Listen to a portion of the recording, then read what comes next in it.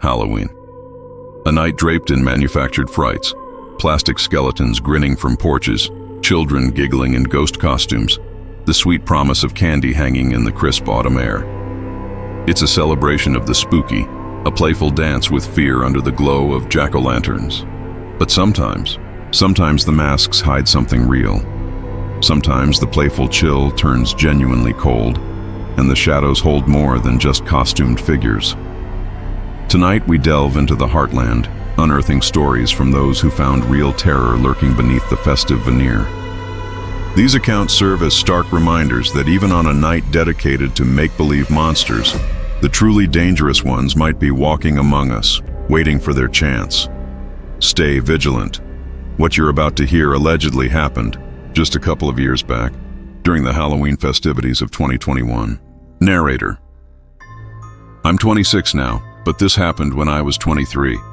Halloween night found me utterly exhausted. I work with the community, organizing events, bringing people together. That day had been a whirlwind, a big festival at the center. Picture this: controlled chaos, parents wrangling sugar-fueled kids in costumes, competitive games echoing through the halls, a costume contest judged with solemn intensity, trivia battles waged for candy treasures, even an epic kids versus parents dodgeball showdown. It was exhausting, the kind of soul-deep tired you feel after pouring every ounce of energy into making something good happen for others. It's rewarding work, connecting with the community, but it leaves you hollowed out. I finally dragged myself home, every muscle aching, my mind buzzing with the leftover noise of the day. Sleep was the only thing on my agenda. Barely an hour had passed, maybe 7-ish in the evening, the sun long gone, when my phone rang. It was Maya, my little sister, 14 at the time. She had a mission, and apparently I was the designated driver. Neither our parents nor the parents of my nephew, Leo, he was 10, felt up to the annual candy pilgrimage. Classic. When parental duty calls and then immediately hangs up, the cool older brother gets volunteered. Maya pleaded. Leo probably used his guilt trip eyes over the phone, and despite every fiber of my being screaming for sleep, I couldn't say no. You don't crush kids' Halloween dreams, right? So I dragged myself up, threw on whatever clothes were closest, and drove over to my parents' place. When I arrived, Leo was ready, vibrating with anticipation in his blue Ninja Warrior gear. Maya, however, was still in full artistic mode, meticulously perfecting her dark sorceress costume. Pale makeup for that ethereal, ghostly pallor, the whole 9 yards. Finally, she emerged, looking impressively moody, and we piled into the car. I decided on a neighborhood known for its Halloween spirit. Lots of decorations, lots of participants. Maximize the candy haul. That was the objective. It didn't disappoint. The streets were alive with costumed kids and parents, laughter echoing between houses adorned with spooky lights and cobwebs. Every door we knocked on opened to friendly faces and overflowing candy bowls. One house even broke the mold, an older gentleman grilling hot dogs and handing them out with sodas. His logic: kids needed protein after all that sugar.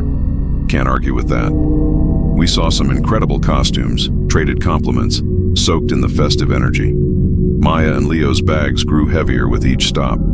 Eventually the crowds thinned, the sugar highs began to wane, and we hit our last house. Time to head back.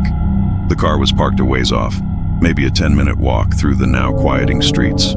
Fewer porch lights glowed, the excited shouts replaced by a calmer murmur. That's when the night took a turn. My eyes are always scanning, a habit maybe, just situational awareness. Across the street, nestled in the deep shadow of a yard with no lights on, stood a figure, motionless, dressed entirely in black. It was almost a fluke I noticed them, a void within a void. Peering closer, I could make out a shape, possibly a hooded cloak, dark clothes underneath. No face was visible. It was either masked or swallowed by the darkness. Man? Woman? Impossible to say. But their posture, they seemed oriented towards us, watching. A prickle of unease ran down my spine. This felt off. Not like a teenager trying to jump scare someone, This felt deliberate. "Hey," I murmured, keeping my voice low. "Maya, Leo, stick close." I subtly nodded across the street. "See that person over there, in the dark yard? Just glance, don't stare." I didn't want to provoke anything, just make them aware. Leo, ever the 10-year-old, chuckled. "Probably just trying to be spooky, dude." But Maya, she tensed up. Her eyes widened slightly. See, Maya knew something Leo didn't. She knew I often carried a backpack, and inside that backpack was my Glock. She knew I took potential threats seriously.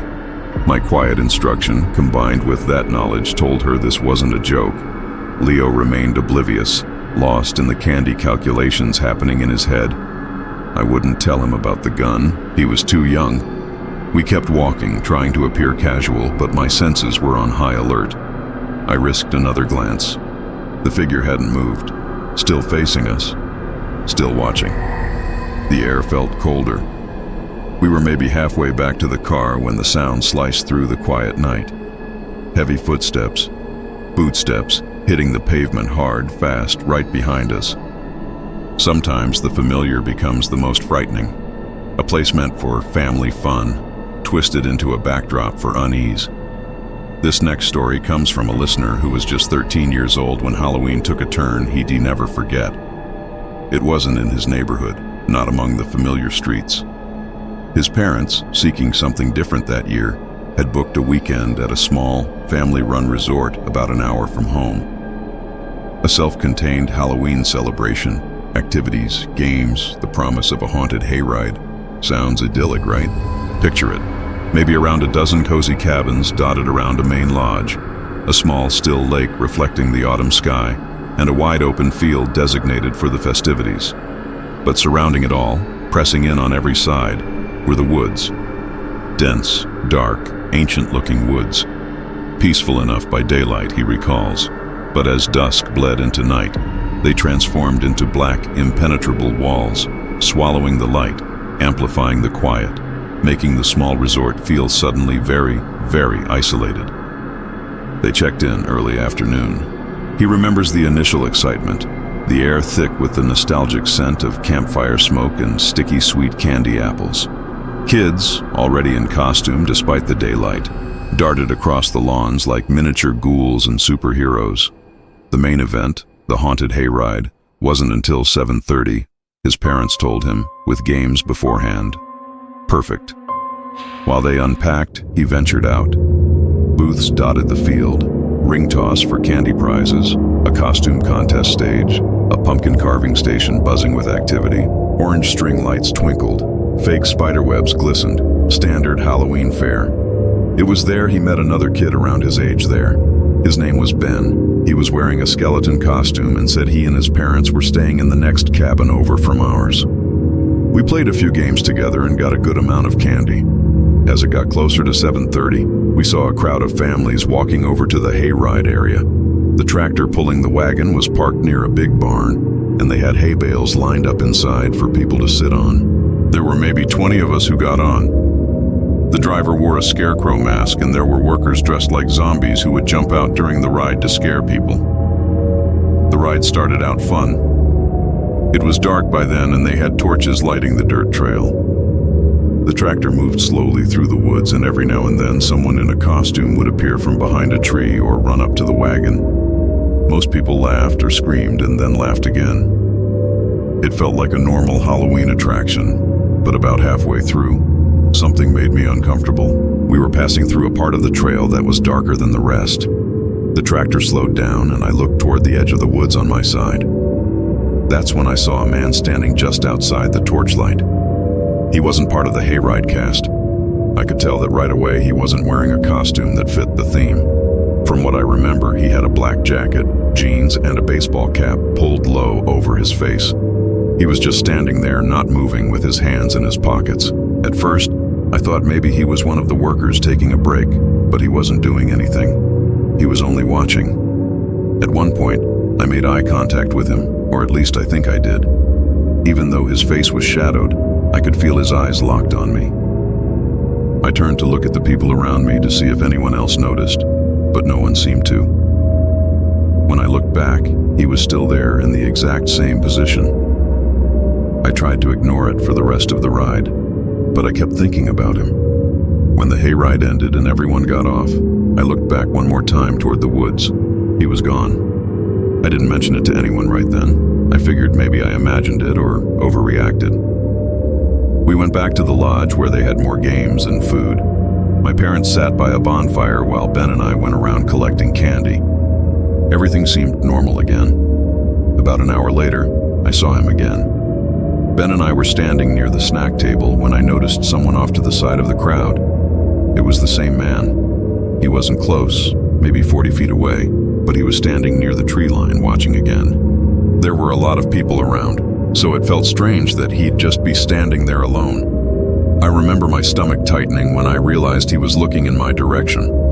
I tried to get a better look at his face, but it was hard because of the lighting. I could make out a short beard, and I think his hat had some kind of logo on it. I nudged Ben and told him about the guy. Ben looked over and said, "Maybe he's one of the workers." I said, "He's not. He was in the woods during the hayride." Ben shrugged and said, "Maybe he's a dad."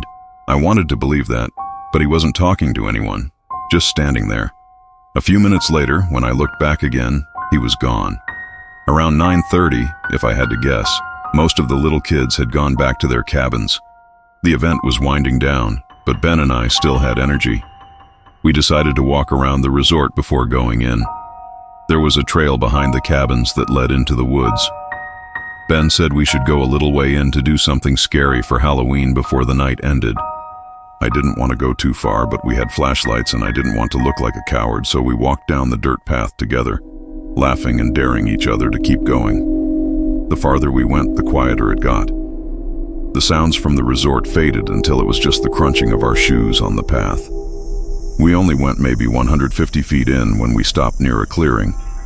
There was an old wooden sign nailed to a tree that said "Private Property." We started throwing small rocks at the sign and pretending to summon ghosts or something dumb like that. Then we both heard it. Footsteps. Heavy, slow footsteps coming from behind us somewhere deeper on the path. We froze and turned around. Ben whispered, "Probably another kid." But it didn't sound like a kid. Whoever it was walked with weight like an adult. I shined my flashlight down the path. The light only went so far and I couldn't see anyone yet. Then the footsteps stopped. For a few seconds, it was completely silent. Then a voice spoke. It said, "Hey there, boys." It was a man's voice, calm, but somehow intimidating. Ben looked at me, and I think he realized the same thing I did. It was the man from the hayride. He stepped into the light just enough for us to see part of him. Same black jacket and hat. "What are you two doing out here?" he asked. "You like candy?" Neither of us said anything. He pulled something out of his pocket and held it up. I could see the colorful wrapper. It was a popular chocolate bar. "I got a bunch more of these in my cabin," he said.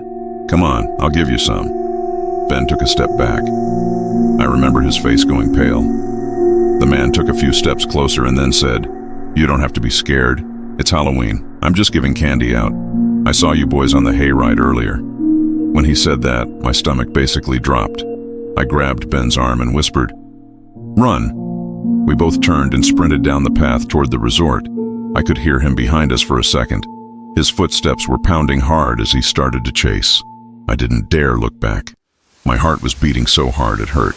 The path seemed longer than before. When we reached the edge of the woods, I could finally see the lights from the resort again. I yelled for help as we ran out of the trees and back toward the crowd near the bonfire. A few adults turned toward us, startled. We didn't stop until we got right up to the people. I turned around expecting to see the man behind us, but he wasn't there. The path was empty. My parents came over right away asking what happened. I told them everything about the man watching me on the hayride, seeing him near the trees, and then following us into the woods. Ben confirmed it all. My dad and another man grabbed flashlights and went to check the path, but they didn't find anyone. A few workers searched too, but he was gone. The resort staff called the local police to report what happened. They arrived about 30 minutes later and took statements from me, Ben, and our parents. They said they checked the area. notify nearby cabins to keep an eye out. That night, my parents didn't let me out of their sight. We stayed in the cabin with the door locked. I couldn't fall asleep for hours. Every noise outside made me jump. The next morning, the police came back and told us they searched the property, but didn't find anyone matching the description. No vehicles had been reported missing, and no one fitting that man's description had checked in. They thought maybe it was a trespasser from outside the resort. We left later that day. I remember staring out the car window as we drove past the woods, half expecting to see him standing there again. For weeks after that, I kept thinking I saw him on the side of the road, outside stores, even once at my school parking lot.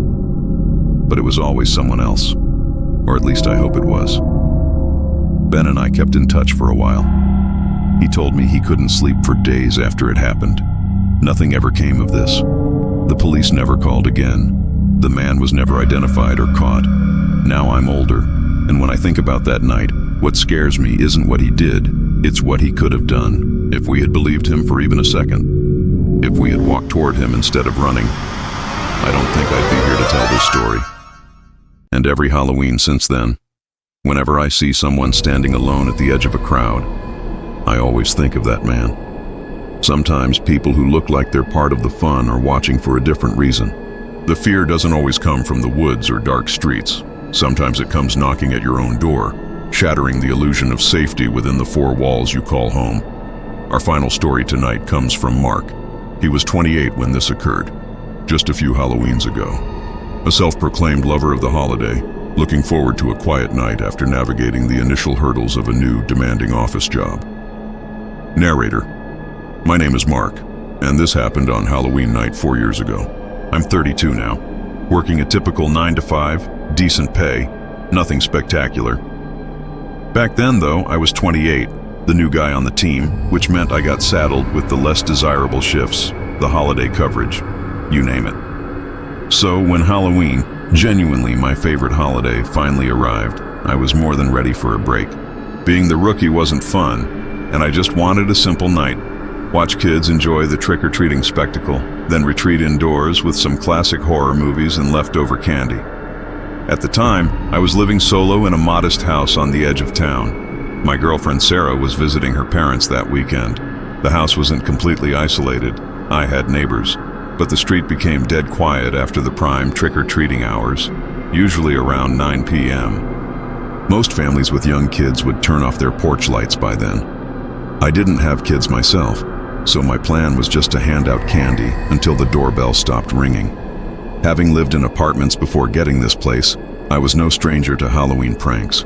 The occasional ding-dong ditch was practically tradition. That year, Halloween landed on a Saturday. I remember it being crisp and clear, perfect spooky weather. By 10:30, the last trick-or-treater was long gone. I was sprawled on the couch, half engrossed in Hereditary, mindlessly working my way through a bowl of mini chocolate bars. Utter silence outside. That's why the faint tap-tap-tap at my side door was unexpected. Must be some late stragglers, I figured, maybe older kids making one last round. Annoyed but resigned, I paused the movie and went to the door. I flipped on the porch light and opened it. Nothing. Just the empty driveway, bathed in the cool moonlight, and the whisper of dry leaves skittering across the pavement. Okay, ding-dong ditch it is. A little late for it, but whatever. Kids being kids. I shut the door, locked it, and went back to the unsettling embrace of the movie. Maybe 20 minutes passed. Then, I heard it again. Knocking. Faint, but distinct. Only this time, it wasn't the side door. It was the back door. The one leading out to the small wooden deck in my backyard. A cold spike of adrenaline shot through me. Nobody used that door, ever. I muted the TV, every nerve ending suddenly alive. Silence descended, amplifying the sound I heard next. The soft, metallic jiggle-jiggle of the back doorknob being turned. Slowly, cautiously, like someone testing it, hoping it was unlocked, trying not to make noise. My breath hitched. This wasn't kids. I slid off the couch, staying low, moving towards the kitchen, which had a window overlooking the deck. Heart pounding, I risked a peek over the sill and saw him. A figure crouched low by the back door, dark clothing blending with the shadows. On his head, pushed up slightly, was a cheap, cracked plastic Halloween mask. Maybe a skull or something generic, I couldn't tell for sure. But clutched tightly in his hand was a tire iron. He wasn't even trying to be stealthy anymore, not really. He moved with a calm deliberateness that was terrifying. It felt like he knew I was inside, and he didn't care. Pure terror seized me. I backed away from the window on trembling legs, fumbling for my phone. My fingers shaking, I dialed 911. "Someone's trying to break into my back door," I whispered, my voice barely audible. "He has a mask and a tire iron." The operator was calm, professional, instructing me to stay on the line, lock myself in a secure room if possible, and not to confront the intruder. The bedrooms were upstairs, but the thought of making noise, of potentially trapping myself, was paralyzing. Instead, I crept silently to the bottom of the staircase, sinking down onto the steps in the dark entryway, clutching a heavy kitchen knife I'd grabbed instinctively. It felt pathetic against a tire iron, but it was something. I continued whispering updates to the dispatcher. "He's moved. I don't hear him at the back door anymore." Then a faint scraping sound from the side of the house, the sickening pop of a window screen being pried loose. My stomach turned to lead. "He's at the basement window," I hissed into the phone. "I think he's trying to get in through the basement." My voice cracked. The dispatcher reassured me officers were en route, lights and sirens off, approaching quietly. Then came the sound I dreaded most, the sharp, shattering crack of glass breaking. Not a loud smash, but a controlled break. He was in, or at least, he had breached the window. My blood ran cold. This wasn't a simple burglary. He knew I was home. Burglars don't usually break into occupied houses. This was something else, something personal, predatory. Minutes stretched into an eternity. The dispatcher's voice was a lifeline, keeping me grounded, asking quiet questions. Then footsteps crunched on the gravel outside the front windows. He was circling the house again, maybe checking exits, maybe looking for another way in. Suddenly, beams of light swept across the living room blinds, followed by the blessed, beautiful sight of flashing red and blue strobes painting the walls. They were here. Outside, the reaction was immediate. The figure bolted from the side of the house, sprinting across my front lawn towards the street. But he didn't make it far. 2 officers intercepted him, tackling him hard onto the neighbor's grass just past my driveway. Relief washed over me in a dizzying wave, so intense I almost collapsed. I didn't even realize I was shaking uncontrollably until I watched one of the officers haul the man, now handcuffed, back towards his patrol car. That's when I got a clear look at what else he'd dropped or been carrying, illuminated by the flashing lights. Besides the tire iron, there was a roll of duct tape and a bundle of zip ties visible in a backpack slung over his shoulder. Duct tape, zip ties. This wasn't about stealing my TV. This guy had a horrifying plan, and it involved subduing someone. Me. The police later confirmed my worst fears. The man had an extensive criminal record, primarily breaking and entering, but he was also a person of interest in several missing persons cases from neighboring areas. The contents of his backpack told an even grimmer story. Along with the tape and ties, they found a loaded .38 revolver, a collection of different-sized knives, and a length of sturdy rope. He hadn't come for my belongings, he had come for me. To this day, Halloween night carries a heavy weight. That sense of fun, of playful fear, is tainted. Being home alone, especially on that holiday, triggers an immediate spike of anxiety. Every unexpected knock, every rustle of leaves outside the window, brings back that cold dread. What chills me most, even now, isn't just what happened, but the what-ifs. If I hadn't heard the doorknob, if I hadn't seen him, if the police had been delayed by just 3 minutes, I wouldn't be telling this story. It would be a different story altogether, told by someone else. Maybe a missing person report. Narrator, 3 stories, 3 Halloweens where the veil between festive fright and genuine terror wore thin. They remind us that vigilance is never misplaced, that trusting your instincts can be life-saving. and that sometimes the most chilling monsters don't wear costumes at all. Be safe out there. Happy Halloween.